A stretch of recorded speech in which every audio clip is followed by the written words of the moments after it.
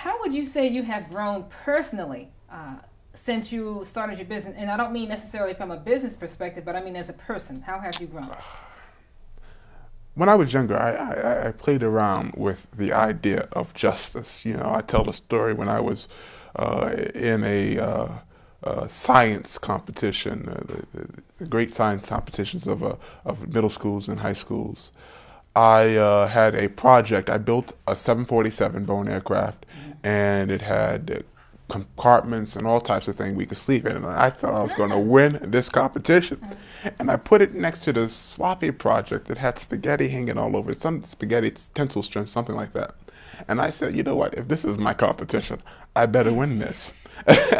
I get there and, you know, I'm sitting there and I got my head up, I'm all cocky with it. And I say, man, I'm about to win. I'm tapping my friends, about to win this. Next thing I know, that project that was next to me won. And I went around the auditorium screaming injustice. The whole people were looking at me. That scared us off the wall. He's screaming injustice all over the room, and that's when I realized. Then, wait a minute. I'm saying stuff that I may not know what it's talking about.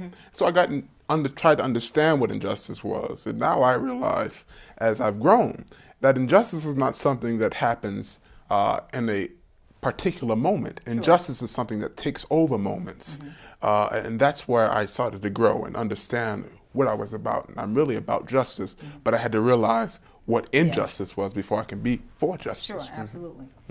In order to run a business and go to school, you have to obviously have some dedication, be structured, and discipline.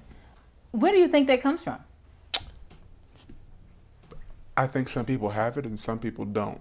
I would like to say it's because I'm Mr. Griggs, but I can't say that. I think it's because when you're younger and you become this business person, you develop it almost intuitively. You realize that you have to sacrifice some things in order to get things done, as opposed to when you're in your middle 20s and you just get out of college and you get into a job and you don't know what sacrifice is as far as home and work.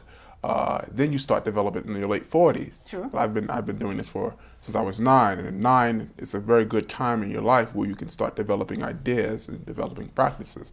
And that's just come like education. It just comes intuitively to me. It's something I built within me as far as educating myself. Sure. As a young individual, what is your perspective on life? What is your perception of life? Life is, I hate to say it, a box of chocolate, you know. Well, Forrest Gump, pretty good so far. Forrest Gump said it, and I guess I got to say it too. And I say box of chocolate because perception is your reality. Sure. And if your perception is that a box of chocolate is what you are, then that indeed is your reality.